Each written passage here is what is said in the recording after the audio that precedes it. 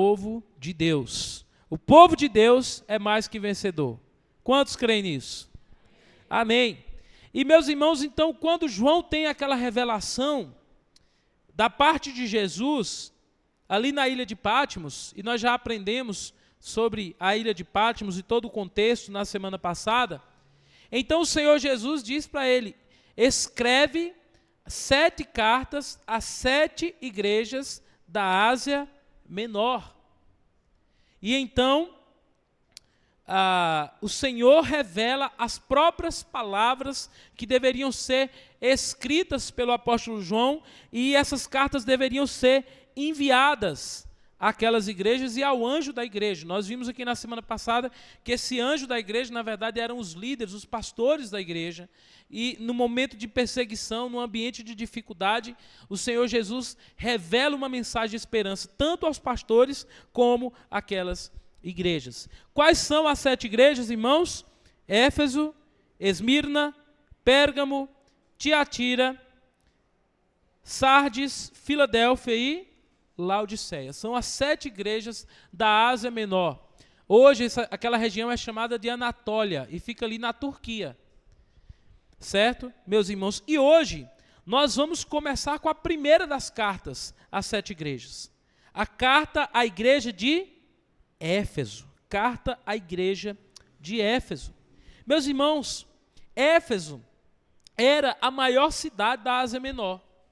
Ou seja, de todas aquelas igrejas, de todas aquelas cidades que são representadas aqui, Éfeso era a maior cidade e provavelmente era a igreja mais relevante, era a maior igreja daquele contexto. Nós já vimos aqui que a cidade de Éfeso ficava em um porto comercial estratégico. Era o centro religioso e cultural da época. E era muito famosa porque havia naquela cidade o reconhecido templo da deusa Artemis, ou da deusa Diana, que, não sei se os irmãos sabem, mas é uma das 7 maravilhas do mundo antigo, e que ficava ali na cidade de Éfeso. Nós também sabemos que aquela era uma cidade onde as pessoas viviam longe de Deus. Era reconhecida pela questão da magia, do ocultismo. Lá em Atos capítulo 19, verso 19, fala sobre isso. Que muitas pessoas se converteram e abandonaram essas práticas, queimando livros de feitiçaria em praça pública na cidade de Éfeso. Havia muita imoralidade sexual, economia ligada à idolatria. Então era um lugar terrível. E quando que essa igreja nasce ali na cidade de Éfeso? E aí nós devemos relembrar isso.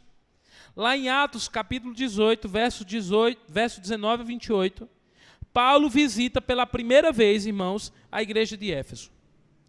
E então ele prega o evangelho ali e inicia a igreja.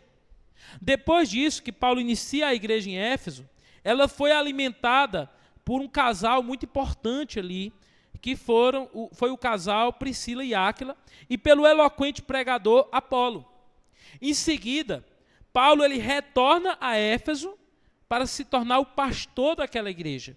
E ele foi o pastor daquela igreja por cerca de 3 anos.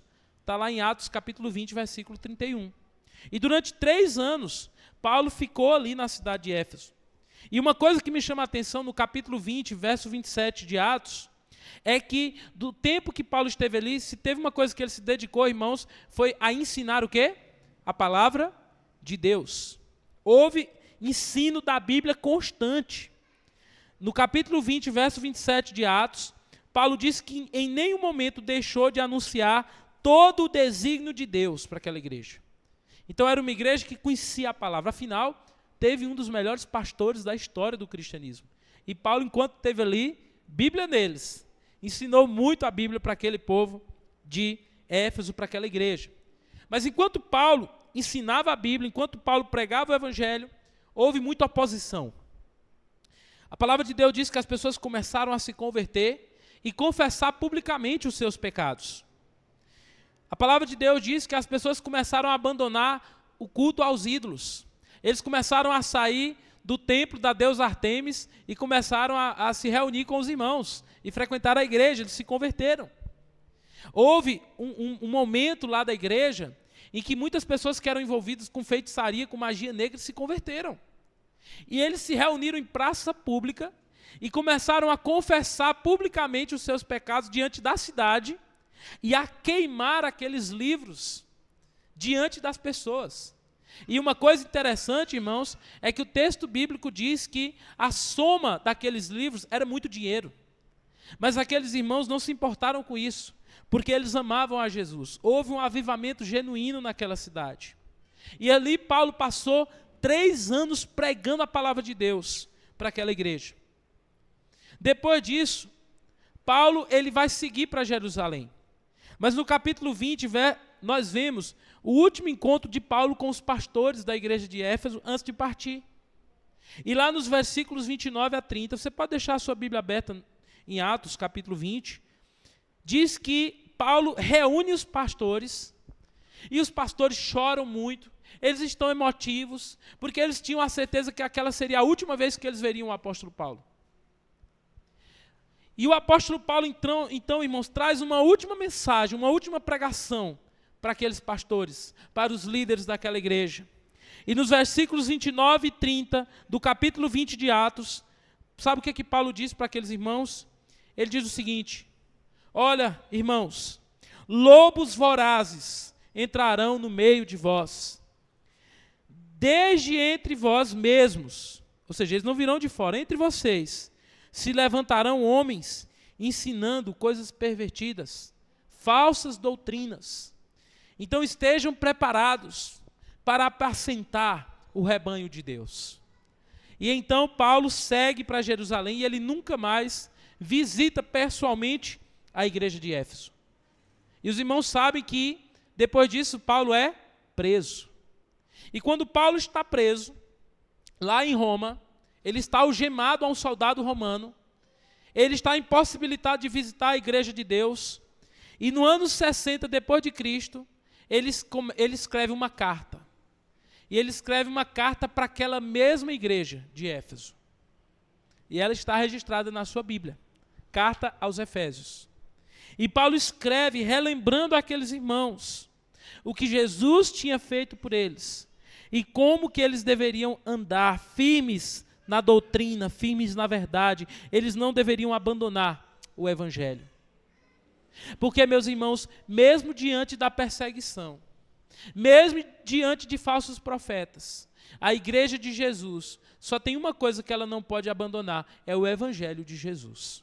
Ela precisa continuar firme no evangelho. Então, meus irmãos, depois que Paulo vai embora, assume ali um outro pastor, um jovem pastor. Como que era o nome do novo pastor daquela igreja?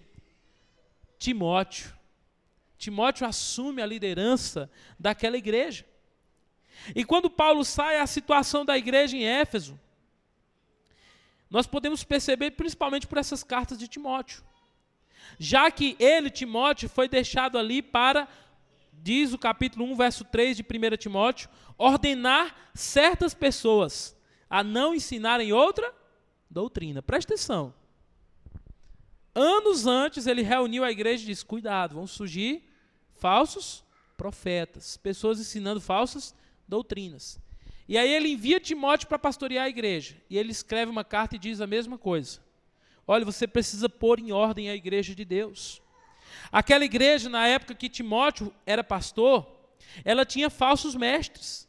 Havia pessoas envolvidas, 1 Timóteo 3 a 7, com mitos, genealogias e especulações, e não com o verdadeiro evangelho de Jesus.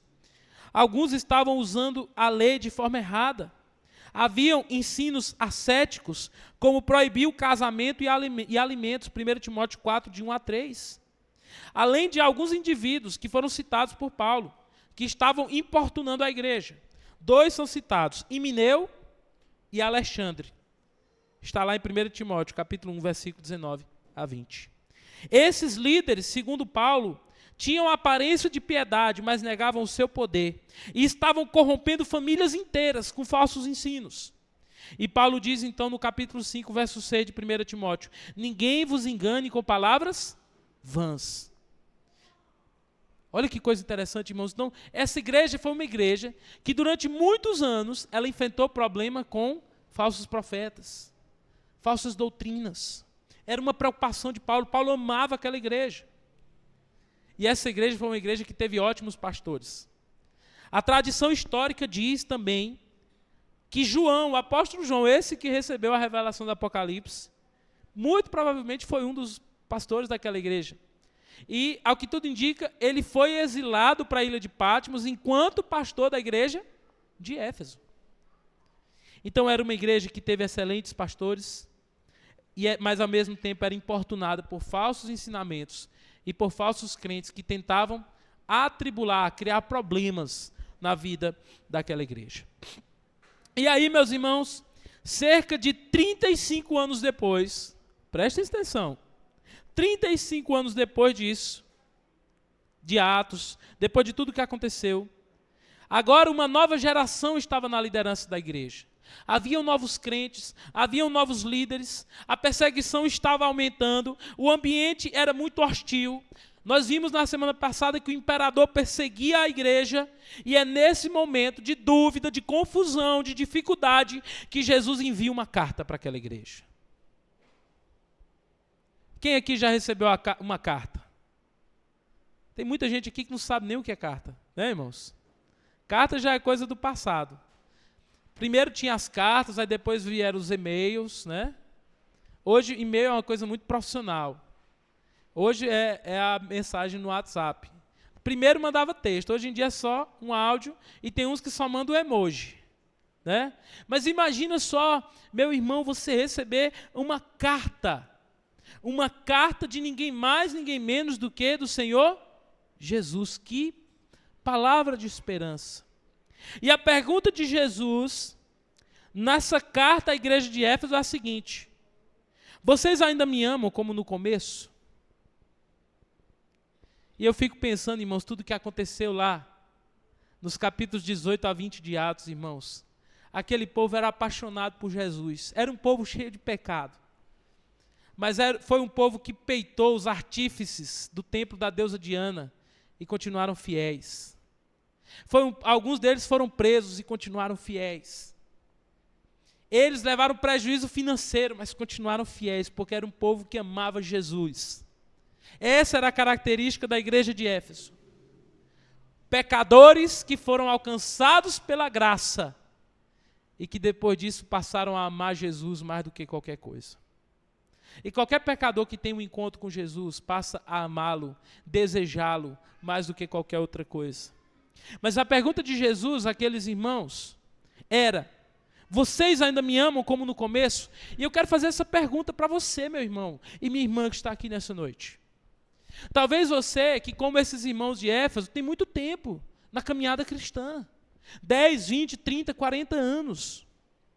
Ou talvez você que se converteu no ano passado. A pergunta que fica para nós como igreja de Jesus nessa noite é: vocês ainda me amam como no começo? Vocês ainda estão dispostos a passar por tudo que vocês passaram lá no começo por amor a mim?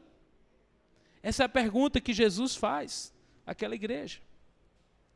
Eu gostaria de estruturar essa mensagem e começar pelo versículo 1. E eu gostaria de dizer, em primeiro lugar, meu irmão e minha irmã, que Jesus Cristo conhece os seus. Jesus Cristo conhece a sua igreja. E diz a palavra de Deus no versículo 1, o seguinte: estas são as palavras daquele que tem as 7 estrelas em sua mão direita e anda entre os 7 candelabros de ouro. Os intérpretes do Novo Testamento vão dizer que as 7 estrelas aqui representam os 7 anjos da igreja. Eram as lideranças, os pastores da igreja. E os 7 candelabros representam as 7 igrejas. É como se Jesus estivesse dizendo para aqueles pastores: olha, vocês estão nas minhas mãos. E por que é importante? Por que ele dizia isso? Naquele contexto de perseguição, quando as autoridades romanas chegavam, quem eram os primeiros a serem presos? Quem eram, irmãos? Os pastores, os líderes. Os outros 11 já tinham morrido, a maioria deles como mártires. E João estava preso na ilha de Patmos. Para um pastor naquela época, para um líder naquela época, Ser pastor, ser líder, estar à frente do povo de Deus, era assinar uma carta de risco de morte. Era estar preparado para a qualquer momento ser arrastado para um calabouço, para uma prisão. O próprio apóstolo Paulo, que plantou aquela igreja, mesmo sendo cidadão romano, foi executado pelos próprios romanos em Roma por causa da sua fé. Então, se eles eram pastores, imagina o medo, os temores que cercavam aqueles homens de Deus. Então, Jesus diz, olha, essa carta é para aquele que tem as 7 estrelas em sua mão. Mas ele também diz, e aquele que anda no meio dos 7 candelabros. Os candelabros representam as igrejas, mais à frente nós veremos isso. Os candelabros representam as 7 igrejas. É como se Jesus dissesse, talvez muitos de vocês estão escondidos, estão com medo. Talvez muitos de vocês se sentem abandonados, largados por mim, mas eu quero relembrá-los que eu sempre estou no meio de vocês. Os irmãos se lembram da promessa que Jesus fez antes de subir ao céu? Eis que eu estarei com vocês todos os dias, até a consumação dos séculos. Eu quero dizer uma coisa para você, meu irmão e minha irmã, que não há um segundo da nossa existência como crentes em que Jesus não esteja conosco. Mesmo naqueles momentos mais tenebrosos, mesmo naquela depressão, mesmo naquela crise familiar, mesmo naquele ambiente de perseguição no trabalho, mesmo naqueles problemas de saúde, mesmo diante das maiores crises, o Senhor sempre está no meio da sua igreja. Ele sempre está com os seus. Ele é aquele que anda no meio da sua igreja. Ele é aquele que nos conhece. Jesus nos conhece, meus irmãos. Ele é o Senhor da igreja, Ele não nos observa de longe. Ele anda no meio da sua igreja. E mais à frente ele diz assim, olha, verso 2, eu conheço as suas obras. E aqui eu queria dizer, tem dois lados da mesma moeda. Saber que Jesus sempre está conosco, ao mesmo tempo que nos encoraja e diz assim, glória a Deus, Ele está comigo nos momentos mais difíceis. É saber também que Jesus sempre está conosco, e Ele sempre nos olha, e Ele sempre nos conhece. É saber também que Jesus está conosco quando nós pecamos. É saber também que Jesus está olhando para nós quando ninguém está olhando. É saber também que Jesus conhece, lá no histórico do navegador do nosso celular, do nosso computador, as páginas que nós visitamos e ninguém mais conhece. É saber também que Jesus conhece o que nós fazemos quando estamos sozinhos lá dentro do nosso quarto. Quando nós viajamos, quando nós estamos distante de nossa família, quando nós estamos distante da igreja. É saber o que nós fazemos com o nosso recurso, nosso dinheiro, se temos honrado a Deus. Saber que Jesus sempre está conosco, ao mesmo tempo que nos encoraje, glória a Deus, e que Ele continue para sempre conosco, amém, irmãos? Mas também deve nos causar temor. Saber que o Senhor conhece as nossas vidas inteiramente, e que Ele está conosco em todo o tempo.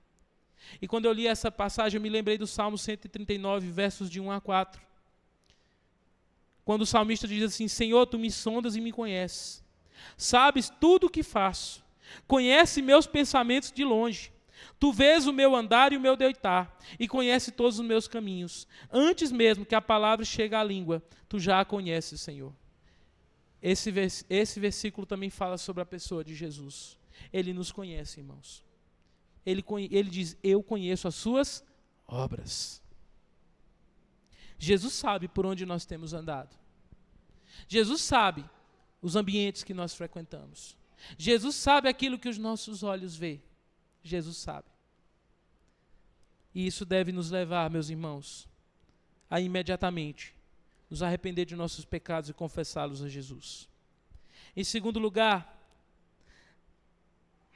ao mesmo tempo que Jesus, Ele diz, olha, eu conheço as obras de vocês, significa que Ele conhece as nossas obras más, os nossos pecados, e glória a Deus, irmãos, que mesmo conhecendo os nossos pecados, o Senhor não desiste de nós, porque a palavra de Deus diz que o Senhor não nos trata segundo os nossos pecados, mas segundo a multidão de suas misericórdias. Glória a Deus por isso, porque se nós fôssemos tratados segundo o nosso pecado, nós já teríamos sido fulminados, a começar de mim. Glória a Deus por isso. Mas eu quero dizer para os irmãos que ao mesmo tempo que Jesus conhece as nossas obras más, Ele também conhece as nossas boas obras. Aquilo que nós fazemos para Ele. E Ele começa essa carta justamente elogiando a igreja de Éfeso, os Efésios, no que é bom. É uma característica dessas cartas, é que elas falam, ao mesmo elogia aquelas igrejas que estão andando corretamente e exortam aquelas que estão andando distante do Senhor. Mas aqui, há, ao mesmo tempo, elogio e exortação. E Jesus começa com elogio. E ele começa aí, a partir do verso 2, conheça as suas obras. Deixa eu dizer uma coisa, meu irmão e minha irmã, Jesus conhece as suas obras. E ele vai dizer que ele conhece algumas coisas aqui. Primeiro, ele diz, eu conheço o teu trabalho fiel. Meus irmãos, muito provavelmente, os irmãos de Éfeso, a igreja de Éfeso, eles tinham um ministério ativo. Tem uma certa tradução que diz assim, conheço as tuas obras e o teu labor. Eram irmãos que se dedicavam a Deus. Eram irmãos que serviam a Deus, que usavam seus dons para servir a Deus. Se você lê a carta aos Efésios, você não vai ver uma exortação de Paulo a respeito disso. Porque eles eram dedicados na obra de Deus. Muito provavelmente, se aquela igreja fosse nos dias de hoje, não seria uma igreja apenas de crentes sentados nos bancos, ouvindo a palavra de Deus. Seriam irmãos ativos nos seus dons, seus ministérios. Eles serviam a Deus com toda a força. E eles não apenas trabalhavam fielmente. Jesus também disse, eu conheço a tua perseverança. Porque uma coisa é servir a Deus, outra coisa é servir a Deus em meio às dificuldades. Tem muitas pessoas que entregam a vida para Jesus, começam a servir a Deus, mas quando as dificuldades vêm, se abdicam da fé. Ou então quando a bonança vem, né? Que tem pessoas que se afastam pela dificuldade, outros se afastam pela bonança. Mas a verdade é que aquela igreja era uma igreja que tinha perseverança. Além disso, além de trabalharem fielmente e terem perseverança, eles tinham boa doutrina. Era uma característica daquela igreja. Ele diz assim, olha, conheço as tuas obras, o seu trabalho árduo, a sua perseverança, e sei que você não pode tolerar homens maus, e que pôs à prova os que dizem ser apóstolos, mas não são, e descobriu que eles eram impostores. E aqui a gente já tem um ponto muito positivo. Os irmãos se lembram do que Paulo, qual foram as últimas palavras pessoalmente de Paulo à igreja? Vão surgir o quê? Lá em Atos, capítulo 20, 35 anos antes disso, vão surgir entre vocês falsos profetas. E aqui Jesus já revela uma coisa, eles entenderam a mensagem de Paulo. E eles rejeitaram esses falsos profetas. Glória a Deus por isso. Então eles tinham boa doutrina. Eles aproveitaram que tiveram bons pastores e aprenderam a palavra de Deus. E eles recusaram os falsos profetas. Mas na verdade, irmãos, Paulo não foi o primeiro a advertir isso. Muito antes, Jesus, lá em Mateus capítulo 7, versículo 15, ele advertiu que falsos profetas surgiriam e enganariam a muitos. No capítulo 24, verso 11, o sermão escatológico de Jesus, Jesus diz que, se possível, eles enganariam até os escolhidos. Os falsos profetas, irmãos, eles têm lábia. Eles têm uma doutrina chamativa para os homens. Mas o povo de Deus deve estar sempre abraçado ao evangelho da palavra de Deus. E é isso que Jesus elogia. E isso se confirmou, aquilo que Jesus disse. Mas ele fala assim, olha, eu sei que vocês não podem suportar homens maus, e puseste à prova os que a si mesmos se declaram apóstolos e não são. Aí quando nós olhamos para os dias de hoje, tantas pessoas nas redes sociais, na mídia, se declarando apóstolos, bispos, se declarando grandes lideranças, mas não pregam o verdadeiro evangelho, nós vemos que isso começou lá atrás. E aquele povo de Éfeso, eles tinham uma característica, eles tinham discernimento, irmãos. E quando eles ouviam uma mensagem, eles sabiam se aquela pessoa estava pregando verdadeiramente o evangelho de Jesus, como os crentes de Bereia. Quantos se lembram? Que diz que enquanto Paulo pregava, eles olhavam as Escrituras para ver se aquilo que Paulo estava dizendo estava de acordo com a palavra de Deus. Será que nós temos sido esse tipo de crente, como os crentes de Bereia e os crentes de Éfeso? Crentes com discernimento. E hoje, irmãos, nós precisamos muito mais de discernimento. Sabe por que nós precisamos de muito mais discernimento? Porque antigamente, para o falso profeta entrar em nossa casa, a gente tinha que abrir a porta e ele entrar. Hoje não. O falso profeta entra, sabe, por meio das redes sociais. O falso profeta entra por meio de canais de televisão. O falso profeta entra por meio de literatura. Nós devemos estar preparados, irmãos, para não abandonarmos o verdadeiro evangelho de Jesus Cristo. Meus irmãos, eu tenho ficado assim, de queixo caído com o tanto de heresia, de falsos ensinamentos nas redes sociais. E a pior coisa é que muitas vezes, irmãos, esses falsos ensinamentos são propagados, são compartilhados por muitas pessoas cristãs. E até mesmo dentro de igrejas batistas. Nós precisamos, irmãos, estar firmes na palavra de Deus, para não sermos enganados pelos falsos profetas. Recentemente tem tido uma onda, irmãos, principalmente entre os jovens, de jovens abandonando as igrejas. Já aconteceu aqui na nossa igreja. Abandonando as igrejas por causa de falsos evangelhos, falsos profetas e falsas doutrinas. Meus irmãos, nós precisamos estar de olhos bem abertos, como aquele povo de Éfeso. Eles tinham discernimento, eles não suportavam homens maus, eles combatiam falsos mestres, protegiam o rebanho, eles se preocupavam com boa teologia. Ah, mas teologia é coisa de pastor, ler a Bíblia inteira é coisa de pastor. Não, meu irmão, é coisa de crente. Conhecer a palavra de Deus é coisa de crente. Nós precisamos conhecer a Bíblia. Nós precisamos conhecer o livro que nós dizemos que é a nossa única regra de fé e prática.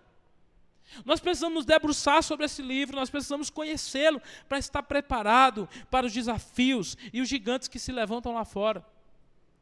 Nós precisamos ensiná-los aos nossos filhos. Tivemos um treinamento hoje aqui de manhã com a equipe do nosso Ministério Infantil. Foi uma bênção. E nós precisamos ensinar, meus irmãos, a palavra de Deus para os nossos filhos. Porque o mundo fará de tudo para arrastar os seus filhos para o inferno. E nós devemos, irmãos, usar toda a força que Deus nos deu para ensinar a palavra de Deus para eles.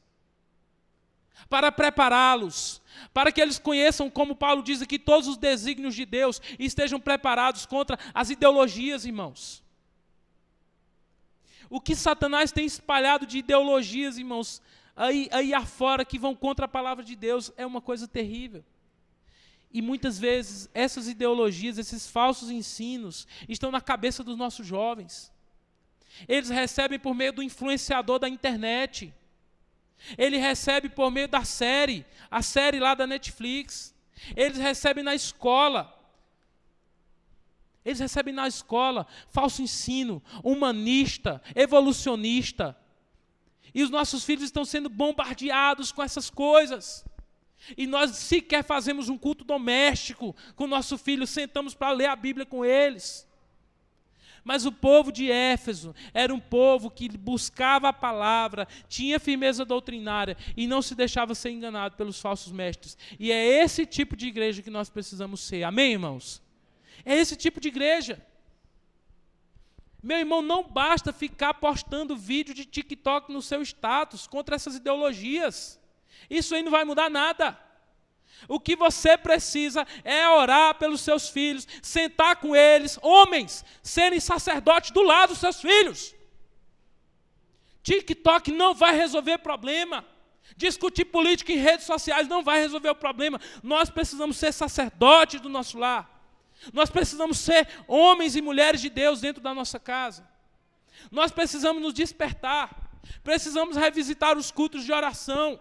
Precisamos encher esses bancos na escola bíblica dominical. Nós precisamos ser um povo firme na palavra de Deus, irmãos. E só assim nós teremos força. Porque saiba de uma coisa, o mundo tem se levantado feroz contra o povo de Deus. Mas eu creio, irmãos, no que diz a promessa de Jesus, que as portas do inferno não prevalecerão contra o povo de Deus e contra a igreja de Jesus. Aquele povo também suportou sofrimentos por Cristo. Está aí no versículo 3. Ele diz assim: vocês têm perseverado e suportado sofrimentos por causa do meu nome e não têm desfalecido. Nós temos que estar preparados para sofrer pelo nome de Jesus e não esmurecer. Veja, meus irmãos, aquela igreja era uma igreja abençoada. Ela tinha boa doutrina, serviço, e ela perseverava. Tudo isso é real, tudo isso é elogiado por Jesus. Nós temos que aprender com tudo isso, mas a partir do versículo 4, Jesus vira o outro lado da moeda. E a partir do versículo 4, ele diz uma coisa: contra você, porém, tenho isso. E aqui tem um ponto, irmãos, que eu fiquei refletindo. Eu quero que você pare comigo. Imagina que um irmão chegar para você e dizer assim: olha, meu irmão, senta aqui, eu quero conversar com você. Eu tenho algo contra você. É sério, né? Isso? Já pensou, irmão? Eu tenho uma coisa contra você. Senta aqui, vamos conversar. Isso aí, o coração já aperta. As mãos já começam a suar, tem gente que já fica nervoso. Outro já se prepara para a briga. Mas Jesus elogia, e depois ele diz: olha, eu tenho uma coisa contra vocês. E sabe qual o versículo que veio na minha mente quando eu li isso? Está lá no Antigo Testamento. Se Deus é por nós, e vai ser citado por Paulo em Romanos, quem será contra nós? Ok. Deus é por nós, amém. Mas esse texto parece que Jesus está dizendo assim: olha, eu tenho uma coisa contra vocês. E o que Jesus tem contra aquela igreja de Éfeso? Vamos ler? Contra vocês, porém, tenho isso. Vocês abandonaram o seu primeiro amor. Veja, meus irmãos, aquela igreja era uma igreja tradicional. Era uma igreja, olha, doutrinária, corretíssima. Provavelmente tinha EBD, tinha boa declaração de fé. Os hinos que eles cantavam eram do cantor cristão. Era uma igreja corretíssima. Estou brincando nesse sentido, tá bom, irmãos? Mas era uma igreja corretíssima. Mas Jesus disse: eu tenho contra vocês uma coisa, vocês abandonaram o primeiro amor. Esse primeiro amor aqui envolve 3 coisas possíveis. A primeira é que eles tivessem abandonado o amor por Cristo. Não parece ser bem o que ele está dizendo aqui. Por quê? Porque o texto diz que eles estavam suportando o quê? Perseguições pelo nome de Jesus. Parece ser uma igreja que abandonou Jesus. A segunda é que eles abandonaram o amor uns pelos outros. Essa pode fazer algum sentido? Mas a terceira, e mais possível, é que eles abandonaram aquele fervor no coração e aquele amor que eles tinham no princípio por Jesus de tal maneira, capaz de abandonar qualquer coisa por Cristo. Veja, essa igreja, meus irmãos, era uma igreja correta, mas que parece que em algum momento não tinha afeição, eles se desanimaram. Parece que eles tinham boa doutrina, mas não tinham devoção. E aqui, inclusive o texto diz que Jesus admirava o labor, o trabalho deles. E aqui tem um ponto interessante: é possível um crente fazer a obra de Deus, ter vários ministérios na igreja, inclusive pastores, sem amar verdadeiramente a Deus, ou sem ter o coração correto diante de Jesus. Quantas pessoas, irmãos, e quantos pastores estão atrás de púlpitos? Quantos irmãos estão desenvolvendo ministérios, servindo, participando da igreja, mas não lembra a última vez que orou? Não lembra a última vez que o coração aqueceu diante da presença de Deus? Os louvores são apenas meros ritos religiosos. Falta alegria na adoração, falta vibração diante de Deus, alegria em obedecer os mandamentos de Jesus. Quantos de nós, irmãos, é possível fazer a obra de Deus, é possível frequentar cultos sem estar verdadeiramente em comunhão e amor zeloso por Jesus? E esse era o problema daquela igreja. E então, irmãos, Cristo, ele ordena o caminho de volta. Ele diz assim: olha, vocês precisam fazer 3 coisas. Quais eram as 3 coisas? Lembrem-se de onde caíram. Ou seja, eu quero fazer... Pensa aqui, irmão. Compara o seu passado com o seu presente. Compara aonde você esteve e aonde você está hoje.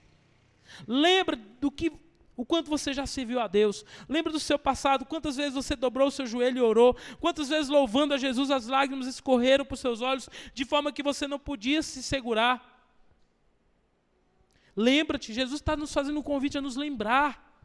E segundo, Ele está nos fazendo um convite ao lembrar de onde a gente caiu, nos arrepender.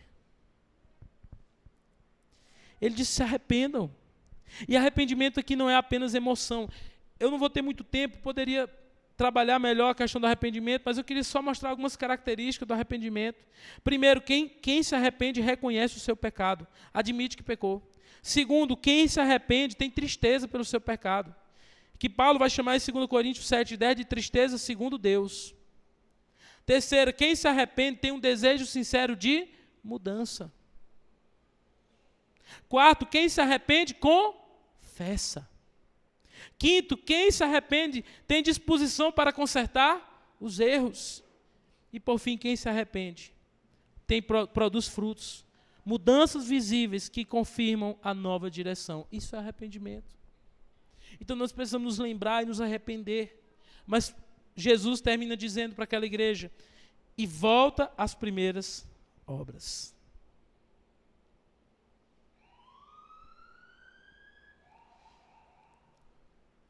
Eu não consigo deixar de lembrar de Atos capítulo 18, irmãos. Capítulo 19, capítulo 20. Aquelas pessoas daquela cidade queriam matar aqueles irmãos. Mas no coração deles, eles só queriam obedecer a Jesus. E muitos de nós, quando nos convertemos, somos assim. Tudo que a gente quer é obedecer a Jesus. Tudo que a gente quer é andar com Jesus. Mas muitas vezes, as lutas, pecados não confessados, coisas que vão surgindo em nossa vida, desânimo, frustração com pessoas, frustração com instituição, tudo isso vai gerando, meus irmãos, dureza em nosso coração, vai gerando tristeza, nós vamos nos esfriando, nos desanimando. Mas Jesus está dizendo, volta às práticas das primeiras obras. Não apenas sentir mais, mas obedecer profundamente. E sabe por que isso é importante, irmãos? E aqui fica uma palavra de alerta para todos nós. Porque depois de dizer isso, sabe o que Jesus faz? No versículo 5, parte B. Se vocês não se arrependerem, eu removerei o candelabro. Removerei o teu candeeiro. E o que significa isso, irmãos? Significa que se aquela igreja não se arrependesse, e se elas não voltassem àquele primeiro amor com Cristo, Jesus iria tirar a igreja daquele lugar.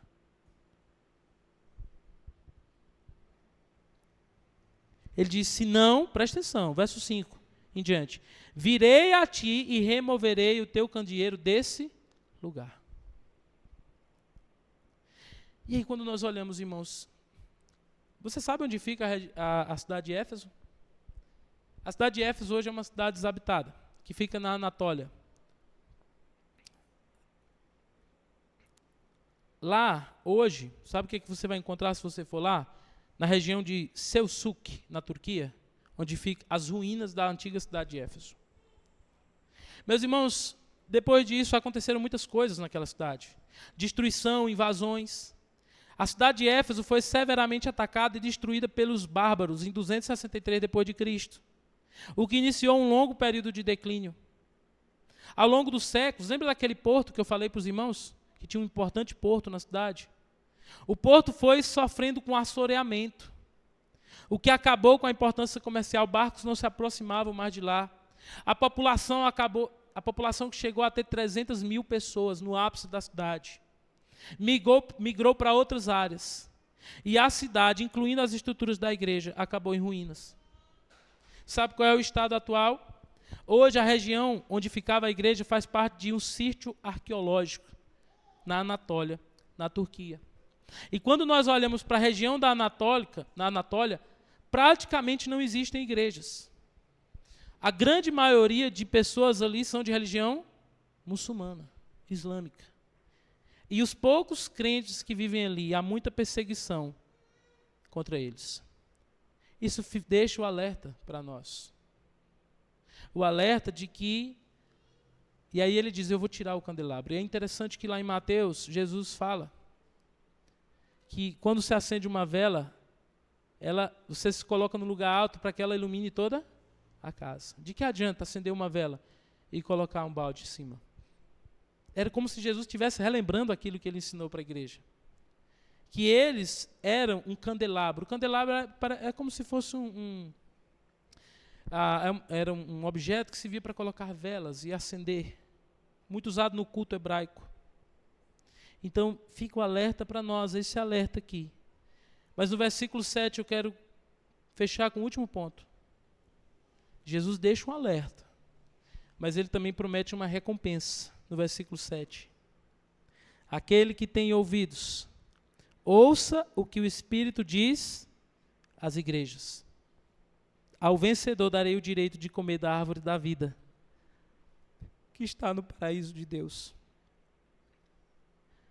Cristo, meus irmãos, não apenas deixa um alerta para nós, mas ele também nos lembra uma grande promessa. Cristo promete recompensa aos que vencerem. Aquele que for fiel até o fim, diz ele, receberá de mim a coroa da vida. E aqui no versículo 7 ele diz, ao vencedor dar-lhe-ei que se alimente da árvore da vida. E aqui, irmãos, Gênesis capítulo 2, 9, a árvore da vida. Mas também essa mesma árvore da vida lá de Gênesis, do Jardim do Éden, vai estar onde? Na Nova Jerusalém. Apocalipse 22, versos 1 e 2. Ela estará na cidade. E nós vamos nos alimentar dessa árvore para todo sempre. Mas ele disse que só vai se alimentar da árvore da vida ao vencedor. E aí eu fiquei pensando, ao vencedor de quê? Ao vencedor de quê? Porque no contexto aqui, ele está falando ao vencedor. E eu fiquei pensando, ao vencedor do quê? E eu cheguei a uma conclusão que eu queria compartilhar com os irmãos. A igreja de Éfeso venceu a luta contra a perseguição. Perseguição feroz. A igreja de Éfeso venceu a luta contra os problemas financeiros. A igreja de Éfeso venceu a luta contra a idolatria na cidade. A igreja de Éfeso venceu a luta contra os falsos profetas. Mas, meus irmãos, muitas vezes, a maior luta do cristão não é contra essas coisas, é contra a frieza e a falta de amor. Essa é a maior luta que nós temos. É ou não é? A nossa luta maior não é essa? É ou não é, irmãos? Mas há uma promessa de que o vencedor vai comer da árvore da vida. Jesus voltará.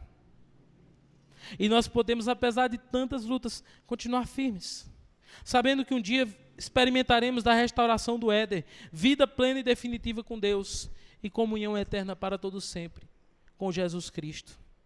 Que essa seja a esperança que nos deixe firme até aquele dia, irmãos. Que você não tire os olhos de Jesus. Aplicações práticas para concluirmos a mensagem. A primeira coisa que eu queria deixar de aplicação para nós é que conhecimento bíblico, tempo de igreja, cargo, nada disso substitui o amor por Cristo. Nada disso. E aqui fala alguém que já se apegou com essas coisas, viu, irmãos? Nada disso substitui o nosso amor por Cristo. Segunda aplicação, ativismo não é relacionamento com Deus. Ativismo não é, fazer coisas na igreja não é relacionamento com Deus. Isso aí é consequência, irmãos. Quando a gente tem relacionamento com Jesus, a gente vai servir a Deus na igreja, mas ativismo não é devoção, não é relacionamento com Jesus. Muito trabalho na igreja não é sinônimo de amar Jesus. 1 Coríntios 13, Paulo diz, sem amor nada valerá. Nós precisamos de amor por Jesus. Outra aplicação, o maior risco que nós podemos passar não é perseguição. Não é falta de dinheiro. Não é doença. Jesus levou sobre si as nossas enfermidades. Ele é o dono da prata e do ouro. O maior risco para nós como crentes, irmãos, é frieza espiritual. É o nosso amor por Jesus se apagar dentro de nós. Esse é o maior perigo.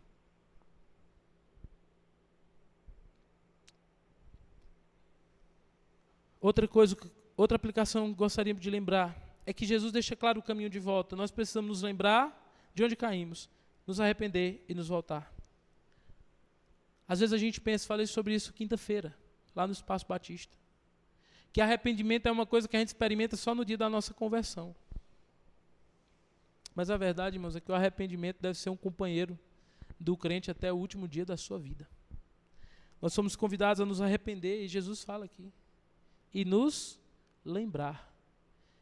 É o que João fala em 1 João 9, se confessarmos os nossos pecados, Deus é fiel e justo para nos perdoar e nos purificar de toda justiça. E por fim, última aplicação, melhor, uma palavra de encorajamento. Continue firme em Jesus. Eu sei que a sua luta tem sido grande contra os seus próprios pecados, contra o contexto em que nós estamos, contra a frieza espiritual. Mas continue firme, pois valerá a pena. Sabe por quê? Porque a promessa é gloriosa.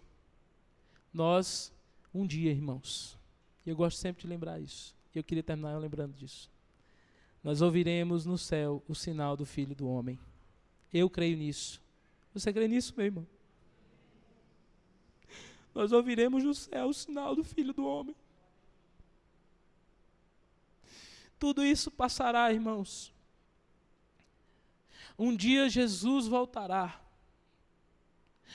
E nós estamos preparados hoje para o encontro com o Senhor. Será que nosso coração não esfriou, não se desanimou diante de Jesus? Essa é a pergunta. Lembra da pergunta que eu fiz lá no início da pregação? Para os irmãos. Será que o nosso amor por Jesus se esfriou? Será que nós ainda amamos Jesus como no começo? Um dia nós o veremos face a face. Um dia Ele voltará. E que nós estejamos prontos, irmãos, para esse encontro.